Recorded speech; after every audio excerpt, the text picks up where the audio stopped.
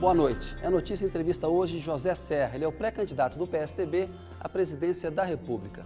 Boa noite, governador. Boa noite, Kennedy. Boa noite a todos e a todas que nos veem neste programa. Eu agradeço muito o senhor ter aceito o convite. Estou lembrando que a entrevista com o senhor só foi o terceiro entrevistado do É Notícia. Veio aqui no comecinho de novembro. Na época, a gente não tinha ainda esse bloco pessoal que virou um padrão do programa. E eu gostaria de começar falando justamente assim. O senhor nasceu em 19 de março de 1942, na Moca. Como era a Moca do seu tempo, governador? Olha, a Moca era um bairro operário. Na verdade, o bairro talvez onde começou praticamente a industrialização, em São Paulo e no Brasil. Eu morava numa vila operária que existe até hoje. Mudou um pouco, mas está lá até hoje. No começo da Rua da Moca. Era um lugar de imigrantes, basicamente italianos e espanhóis, e também os italianos palmeirenses, espanhóis em geral, corintianos, e também onde começavam a chegar os primeiros migrantes nordestinos. Então a minha infância foi a mistura disso tudo. Meu pai não era operário, mas tínhamos um padrão de vida de operários. Ele era um pequeno comerciante. Francesco era italiano, fazia o quê? Tinha vindo da Calábria. Hein? E ele fazia o quê? Ele vendia fruta no mercado municipal. Ele tinha uma banca de frutas no mercado Tinha uma municipal. banca. E a dona Serafina? Comprava lá mesmo e revendia. E a dona Serafina, sua mãe? Minha mãe era dona de casa. As foi... mulheres naquela época, a grande maioria não trabalhava. Mesmo sendo uma vila operária como essa, eu me lembro de todas as casas, tinha 25 casas. Havia no máximo 2 donas de casa, mães de família que trabalhavam. O resto ficava cuidando. Ficava ali cuidando dos filhos, né? Filho, casa, único. tudo. Filho único. Sentia vontade, quando criança, de ter um irmão? Sentia. Eu acho que não é uma boa filho único. Eu acho que é melhor ter irmãos. É melhor. E eu pedia, inclusive. É engraçado, porque eu tenho 2 filhos. A minha filha, quando tinha... A diferença deles é 4 anos. Quando ela tinha 2, 3 anos, eu perguntava, você quer uma irmãzinha? Ela dizia, não. Mas eu queria. Um competidor e tal. Mas eu queria. Eu queria muito, mas não aconteceu. E quais são as memórias mais marcantes que eu o senhor nasci, tem? Aliás, na casa da minha avó, que era na Rua Carneiro Leão, que é paralela a essa vila, né, no mesmo quarteirão. E naquela época, o hospital era para quem tinha dinheiro. E também não tinha SUS, não tinha hospital público assim, tinha o outro. E era uma parteira, que inclusive era mais prática, né? Não era nem uma enfermeira. O fato é que todo mundo nascia assim, né? A mortalidade infantil, aliás, naquela época era altíssima no Brasil. Mas eu escapei. Quais são as suas memórias mais marcantes da infância? Como era José Serra criança? Olha, uma coisa que me marcou muito, eu nasci ainda durante a Segunda Guerra Mundial. E eu me lembro que o meu pai era italiano e era proibido escutar rádios estrangeiras. E meu pai, de madrugada, olha que ele acordava 4h30, 5 horas. Então, madrugada era 2 da manhã, digamos. Ele acordava todo dia para ir trabalhar essa hora. E ele ouvia rádio italiana. Isso era proibido. Eu me lembro que o rádio apitava. Então, no meio do sono, porque até 7 anos eu dormia com os meus pais no quarto. Depois que eu passei para a sala. E ele ouvia, eu me lembro do rádio, lembra rádio antigo de válvula? Sim. Apitava. Segundo, nós íamos à fila do pão, porque o Brasil importava todo o trigo. Como tinha guerra, faltava trigo. Então o pão era racionado. Então você precisava ir na fila do pão de madrugada. Como eu não tinha ninguém que tomasse conta de mim, você ia junto? Eu ia junto, no colo, meio dormido, num frio tremendo, que São Paulo era mais frio, tinha garoa, né? Coisas que a poluição eliminou. Então eu me lembro na fila do pão. E aí tem um fato curiosíssimo, Kennedy. E a guerra terminou em 45, mas o pão ficou faltando até 46. Aí, em 1949, e foi 49, começou a Guerra da Coreia. Uhum. Né? E eu ouvia falar guerra, isso, aquilo, etc. E eu já comecei a ler jornal desde que me sinto gente. Porque meu pai, jornal ele comprava. E eu pensei, guerra? Vai faltar pão. Então eu ia num jardim infantil, um parque infantil, um pré da prefeitura, e eles davam um lanche à tarde, que era uma banana, um copo de leite e um pedaço de pão. E eu passei a guardar o pão. Guardava numa camiseira em casa. A minha mãe descobriu uns 10 fatias de pães tudo embolorado, guardadas, né? Já duros, ainda não estava embolorado. Ela falou, por que isso? Eu falei, porque vai ter guerra, e guerra vai faltar pão. O senhor falou no seu discurso de lançamento da candidatura que seu pai carregava caixas de frutas para o senhor carregar caixas de livros. Mas o senhor chegou a ajudá-lo durante algum tempo no mercado municipal a trabalhar com ele? Como é que era a relação com seu pai? Quando Ele eu era era muito criança, afetuoso? Era severo? Era severo, mas sendo filho único, era um pouco diferente. Mas, por outro lado, o meu pai, na Itália, a relação era de tal modo antiga em casa, que ele não podia dirigir a palavra ao pai dele, ele tinha que falar através da mãe. Você imagina que educação. Então, e ele manteve essa regra com o senhor? Não, perto disso ele era ultraliberal. Liberal. Mas eu, quando era criança, ia lá, mais para brincar, me divertir. O mercado era um lugar interessantíssimo. O mercado, na época, reunia tudo hoje que está no Ceasa, né, em São Paulo, na central de abastecimento. Não era só o varejo, que é hoje. Ele era varejista, mas tinha atacadista também. Depois, com a idade, eu fui ajudando. Eu vendia laranja em dúzias, por exemplo. Eu abri uma caixa e vendia por dúzia, tal, ganhava até um bom dinheiro. Dividia com meu pai o lucro da laranja. E até 16, 17 anos eu ia ajudar. Mas vendia na banca ou você saía para vender na rua? Não, eu fazia uma banca lá na frente. Na banca do Serra ali, na frente da banca mesmo. Dele, Dentro da dele. E eu vendia. E era lucrativo vender uma caixa pelo valor. Uma coisa é uma caixa e outra você vender em dúzia. Aí eu aprendia que no varejo você tem uma margem e tal. E já ia fazendo contas. Já fazia suas economias ali. Tem uma história de que o senhor foi criado com a participação muito ativa das suas tias, que são pessoas que influenciaram muito a sua vida. Quem são elas e quais influências? Eu não diria influenciaram, eu diria marcaram, né? Uhum.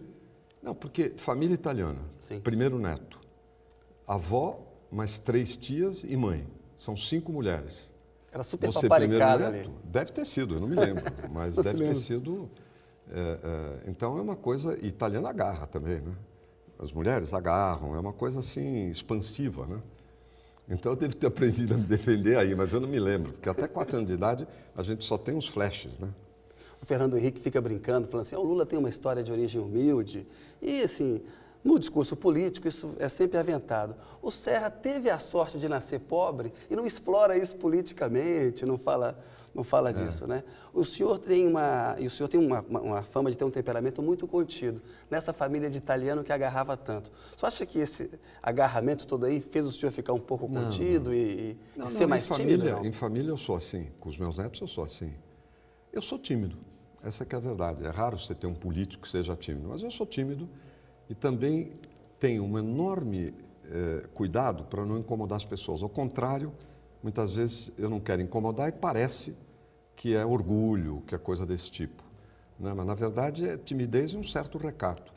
Agora, eu realmente sempre falei pouco da minha vida, porque eu acho que não interessava muito. Mas, de repente, eu me lembro uma vez que eu estava em São Luís, Sim. 2001, São Luís do Maranhão, e estava conversando com 2 jornalistas. Uma delas está viva, e a outra morreu, era a Carmen Kozak, lembra dela? Trabalhou no Jornal do Brasil. Lembra dela? Sim, me lembro. Uma figura muito querida lá de Brasília. Eu estava conversando com elas. Elas falaram, você é filho de industrial?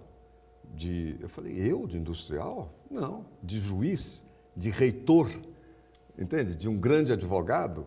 Quer dizer, não é engraçado isso? Eu falei, vocês estão completamente erradas.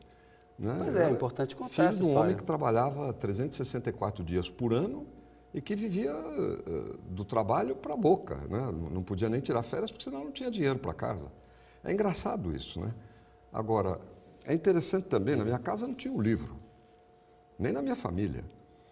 Mas, na época não tinha televisão. Mesmo quando veio televisão, nós não tínhamos dinheiro para comprar, só muito adiante. Mas meu pai comprava jornal. Então eu comecei a ler jornal. Eu lia jornal desde que eu me sinto gente. E primeiro esporte, isso, aquilo, etc. Mas eu li Nelson Rodrigues, inacreditável, né? Com 8, 9 anos de idade, eu li o Nelson Rodrigues, que tinha uma coluna com pseudônimo de mulher, Susana Flegg, uma coisa assim. O Nelson Rodrigues é um autor famoso, de dramaturgo, mas ele tinha historinhas, para o padrão da época, um tanto erótica. Para hoje, pode ser assinado por freiras, né? Mas eu me acostumei à leitura por aí. Isso foi jornal. Era bom aluno, tirava boas notas? Eu era bom aluno, bem bom aluno, sobretudo no grupo escolar. Inclusive, no quarto ano, eu terminei em primeiro lugar. Agora, vinha um boletim que o pai, a mãe ou o responsável tinha que assinar. Eu até restabeleci boletim quando eu fui para o governo do estado, porque tinham acabado os boletins, para informar os pais sobre nota, isso, aquilo. Então, tinha comportamento e aplicação. Aplicação eu tinha boa nota. Comportamento eu tinha sempre em vermelho, porque era abaixo de 50. Que é brigão? Então eu não era um aluno... Não, brigão não, mas era... De onde que vinha? Farrista? É. Fala muito? Agora, na época, professor e professora batiam. Chegou Falar a tomar... isso agora, o sujeito vai preso, né? Vai ter reportagem. A famosa palmatória. Sai Tinha na palmatória televisão. na sua escola? Não, palmatória tinha numa escola que eu fui de padres. Antes do grupo escolar, uma espécie de pré-escola também. Aí tinha, a coisa era mais dura. E o senhor gostava de esportes, era bom de bola, gostava de teatro? Quais eram os seus interesses já na adolescência? Eu adorava futebol, mas eu não jogava bem, não. Mas jogava em qual posição? Comecei a jogar melhor. Não, na época você jogava Pelado, numa vila que, por algum motivo, o vidro da janela era por fora. Hoje, você tem vidro e tem, sei lá, a janela de madeira, de aço, etc. Lá era o contrário. Era vidro e a janela por trás. Não é incrível isso? Então, o grande problema era quebrar o vidro. Agora, a bola era de meia. Pegava meia de mulher. Naquela época, nylon era uma raridade. Era meia de pano mesmo. Você enrolava e fazia uma bola. Agora, depois, já quando adolescente, eu melhorei. Porque eu cresci muito e fiquei o mais alto do pessoal. E também percebi que eu não era um driblador. Ele jogou na zaga. Era para sabia me colocar e desarmar. E aí eu jogava de zagueiro, esquerdo ou direito. E aí joguei melhor. E o que levou o senhor a optar pelo curso de engenharia na Porque eu era bom de matemática. Na época tinha científico, que era o que corresponde hoje ao ensino médio. No ensino médio, eu decolei em matemática. Eu fiquei bom de matemática, assim, rapidamente. Então, eu gostava de direito, mas direito tinha, no vestibular, tinha latim. Você não tinha estudado, não? E eu pensava, de latim eu não vou passar. Tinha curso de latim, mas eu não vou passar a falar latim, escrever tal no vestibular. Engenharia era matemática, então eu fui para a engenharia. Embora eu tivesse percebido já na faculdade, eu ia terminar, mas que não era a minha vocação. Eu comecei a me interessar, na época, por economia, estando já na faculdade, porque eu já lia muita coisa, etc. Ciências humanas, né, que tem até mais a ver com geografia. O movimento estudantil que o senhor começou a fazer na época da faculdade ou como secundarista? Na época da faculdade, não, secundarista também, mas principalmente na faculdade. E eu já lia coisas, mesmo quando secundarista, eu já lia revistas. Por exemplo, a Federação de Indústrias, eu acho que era a Federação de Indústrias, tinha uma revista de desenvolvimento de conjuntura. Eu lia os artigos lá, sobretudo a economia brasileira, por que a gente está para trás. Eu li a seção econômica dos jornais. Comecinho dos anos 60, ainda pré-golpe de 64, né? Isso começou no movimento. Eu lembro que o senhor foi fundador da AP, Ação Popular, que é uma entidade política da esquerda católica, né? Que depois, enfim, ela seguiu um caminho dentro da ditadura de maior contestação, ela foi se reformulando. Embora isso já não estava mais, exatamente. Continuei ligado às pessoas, mas não estava mais aqui. E eu me lembro que o senhor discursou naquele famoso comício da Central do Brasil em 64, pouco depois houve o golpe, né? E hoje, num olhar histórico, muita gente diz que aquele comício foi um erro tático que se provocou ali à direita. O senhor acha que, olhando hoje, foi um erro mesmo? O Jango exagerou ali, a esquerda exagerou, não? É difícil você pegar um ponto, entende? Mas, inegavelmente, o comício apressou o golpe. Sim.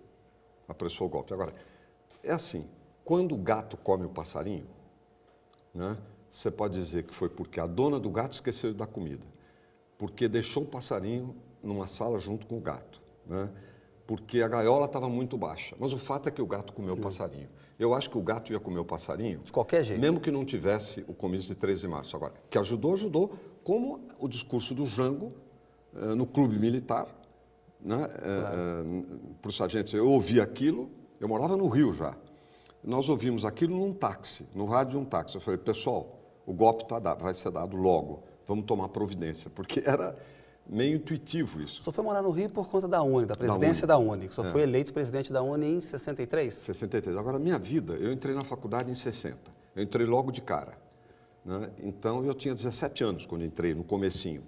Depois, Aí começou tal, eu fiz teatro na faculdade, na Politécnica, fui até diretor, não artístico, do grupo de teatro, eu gostava muito. Aprendi poesia, jogral, isso e aquilo. Depois, movimento estudantil. E, rapidamente, eu fui eleito presidente da União Estadual dos Estudantes, da UEE. E aí, antes de terminar o mandato, para a Uni. Fui para o Rio e, de repente, com 21 anos, eu estava no fogo dos acontecimentos, porque a Uni não era como é hoje. Era uma entidade mais forte, tinha muito menos alunos universitários no Brasil, mas talvez por isso mesmo ela fosse mais forte, não era tão partidarizada.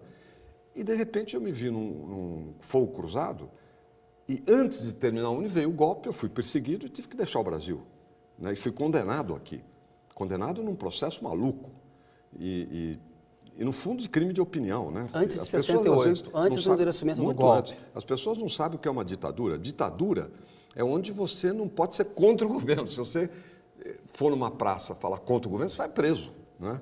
E, de repente, com 22 anos, eu me vi no mundo, solto, sem dinheiro, sem diploma, e tive que... Ainda tentei voltar ao Brasil, voltei clandestino, mas foi todo mundo preso, eu saí de novo. Aí já para tentar construir uma vida no exterior. E estudar, principalmente. Uma parcela da juventude optou pela luta armada. Por que o senhor não optou por esse caminho? Bom, primeiro porque eu não podia ficar no Brasil. Eu tinha a cara conhecida. Um pressuposto para você viver na clandestinidade é que ou você esteja guardado por um verdadeiro exército, um grupo, isso e aquilo, etc., para te guardar, ou você não é conhecido. Se você tiver cara conhecida, é incompatível, a menos que você tenha um aparato muito grande. Ninguém estava preparado para isso, né? Uma luta, uma verdadeira guerra. Não tinha nada de luta armada antes de 64, não tinha nada de república sindicalista, como falava, não tinha nada disso. Então, eu tive que ficar fora. Depois que eu fui condenado, então, aí era direto para a prisão, para dar um testemunho de prisão. Agora, eu achava que a luta armada não ia dar certo. Não ia dar certo. Não ia dar ela certo. fracassou, isso eu sempre de fato, achei, né? E sempre achei. Inclusive, na época, escrevia tudo. Por exemplo, quando foi raptado, sequestrado o embaixador americano... Charles Elbrick. Eu, na hora, achei aquilo uma loucura. Porque foi um gesto de ousadia, mas eu pensei, agora vem a repressão em cima, tá certo? Porque é completamente desproporcional. E foi o que aconteceu. Olhando hoje, governador, há analistas de direita que dizem que essa juventude que optou pela luta armada é terrorista, e há analistas de esquerda dizendo que, olha, não, foi um direito legítimo de resistência. Ainda que tenha fracassado, né, que não tenha dado certo, muita gente argumenta, olha, foi uma forma que algumas pessoas encontraram de lutar. Para outros, não. Para outros era simplesmente fazer um jogo ali tão autoritário quanto a direita fazia. Se chegasse ao poder, implementaria também uma ditadura. Não, tinha gente assim, sem dúvida. Qual que é a sua opinião sobre essa juventude? Eu acho o seguinte, o fechamento político, a ditadura, ela fechou para a minha geração a participação política. A responsabilidade maior de tudo que aconteceu foi a da implantação de uma ditadura. Você pode até analisar, eu acho que o Jango ajudou nessa direção, ajudou muito. Eu já escrevi, inclusive, no seu jornal, na Folha. Na Folha de São Paulo? Não, esse saiu no Estadão. No Estadão, a concorrência da Folha. O que eu escrevi na Folha foi sobre o golpe no Chile. Mas eu escrevi meu relato pessoal do golpe, dos dias do golpe no Brasil, no Estadão, quando fez 30 anos. Né? E eu mostrei, quando fez 40 anos. E eu dei lá o meu testemunho. Eu acho que o Jango ajudou. Ele teve tentativas de golpe, que ele tentou, não levou adiante. E ele estava um pouco na linha, vou sair mártir e volto depois como Getúlio. O Getúlio saiu em 45, depois voltou pela eleição 46 e voltou pela eleição 45, 46, voltou para a eleição em 50. Eu acho que isso ajudou. Agora, o fato é o seguinte, o fechamento político sufocou, tá certo? Como tinha a Revolução Cubana, de 59. O Régis Debray, um francês jovem, escreveu um livro chamado O Castrismo, a Longa Marcha da América Latina, fazendo um paralelo com a China, do Mao Tse-tung, que o castrismo era a solução, a teoria do foco guerrilheiro, que sempre me pareceu de um simplismo. Né? Veja, eu era muito jovem, mas eu acho que eu sempre tive uma certa margem de sensatez. O Ernesto Che Guevara morreu na Bolívia acreditando nisso, né? Muita gente embarcou nisso. Não, nós vamos lá que derrubamos a ditadura. Eu achava uma loucura isso daí e, de fato, olhando a posteriori, não deu certo e piorou. Agora, teve muita gente no Brasil que ficou lutando contra a ditadura sem ser pela luta armada. e que morreu. Morreu. Agora, você acha correto E que taxar de morreu terrorista isso não essa foi juventude, impedimento para governo? matarem gente. Muita gente da Ação Popular, a Ação Popular falava, mas nunca embarcou Sim. na luta armada. E que morreu nas piores condições de tortura. Mas tu Quer dizer, acha é preciso que- ter claro isso. A ditadura, a partir de um certo momento, torturou e matou quem quer que seja. Fosse via pacífica, fosse via armada. Bastava ser oposição, Sim. estar se articulando Muita gente e do, tudo PC, mais. do PCB que nunca defendeu a Da guerrilha P- luta armada, Não, morreu e do própria... PCB, do Partido Comunista Brasileiro. Agora, você acha correto taxar de terrorista essa juventude? Eu não chamaria de terrorista no sentido que era uma tentativa de guerrilha. Terrorista vai, por exemplo, e põe bomba, o que o Al-Qaeda faz. O Al-Qaeda é terrorista, porque eles vão e põem bomba num aeroporto para matar gente, para ter presente. Esse pessoal, muitos mataram quando iam assaltar para, teoricamente, fazer finanças, pra de revolução, pegar né? dinheiro para banco. Eu sempre achei isso uma barbaridade, uma monstruosidade. Você assaltar um banco para pegar dinheiro para a revolução, matar um fulano, isso e aquilo. Mas, se tivesse que chamar, eu diria uma guerrilha que fracassou. Pedir licença, senhor, um minutinho. A notícia volta já já com o José Serra.